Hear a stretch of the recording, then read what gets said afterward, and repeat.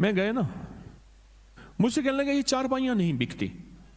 میں نے کہا ایک چارپائی پہ کتنا پیسہ بچاتے ہیں؟ کہ اتنا. میں نے کہا اگر ڈبل مل جائے تو پھر میرا کتنا ہوگا؟ اچھا وہ سنجیدہ سمجھ گیا کہ پیر کا حصہ تو ہوتا ہے. میرا کتنا ہوگا؟ اس نے کہا سر، مجھے کہنے لگا غریب آدمی ہوں، جتنا آپ فرمائیں گے نا، لفظ سمجھیں ذرا، ڈیل کو دیکھیں نا، میرے ساتھ ڈیل ہو رہی ہے، غریب آدمی ہوں، سب سے پہلے یہ لفظ کہو، جتنا آپ فرمائیں گے. میں نے کہا دیکھ لو. تو میں نے پوچھا کہ چارپائی کتنا آئے گا؟ میں نے غریب آدمی ہوں، جتنا آپ فرما دیں. میں کہا نا پیر ہوں میں، بتا. اس نے پھر آدھا آدھا آپ کا. میں نے کہا پہلے حساب بتا کتنے کی چارپائی ہے، کتنے کی بیچنا چاہتے ہیں، آدھا آدھا کر لوں گا. اس نے حساب کتاب بتا. میں کاغذ اٹھا لیں، لکھ کے ہم نے جناب اب لکھ پڑھ ہو رہی ہے پیر صاحب کے ورثے کی، اب لکھ پڑھ ہو رہی ہے، ریٹرن ہو جا رہا ہے. جب ریٹرن ہو گیا نا، میں نے کہا کاغذ محفوظ رکھو، آج کا جو ہے، میں کہا اس پہ انگوٹھا لگاؤ، ایسے پانی لگا کے نا ایسے انگوٹھا لگا دیا. پانی پڑا تھا نا، پانی کے ساتھ انگوٹھا لگا دیا. میں کہا یہ فنگر پرنٹ ہے خاص. میں نے بھی انگوٹھا لگا دیا کاغذ پہ.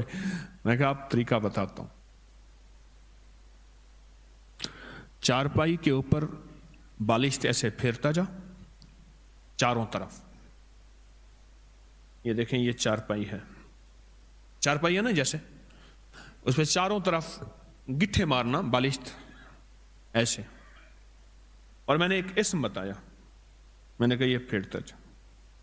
وہ اسم ہے یا قادر ہو یا نافع ہو، یا قادر ہو یا نافع ہو، یا قادر ہو یا نافع ہو، یا قادر ہو یا نافع ہو، یا قادر ہو یا نافع ہو، یا قادر ہو، ایسے ایسے پھرتا جا اور پڑھتا جا.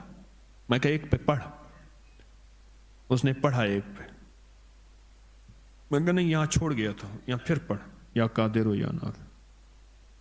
میں نے کہا روز ہر چارپائی پہ یہ پڑھ 1-1.5 منٹ 2 منٹ، بس اس سے زیادہ نہیں لگتا، تیری چارپائیاں بک جائیں گی. کچھ عرصے کے بعد وہ غریب آدمی ملا. اچھا میں نے کہا جو منافع ہوگا وہ آدھا میرے لیے رکھ دینا ہے، اور دیکھ پیر کا مال کھائے گا تو ڈیش ڈیش ڈیش. دیکھ لے ہم نے سندھ کے، میں تھر پار کر نگر پار کر یہاں گیا، گائیں ایسے پھر رہی تھی بالکل، کبھی 4 گائیں کبھی 5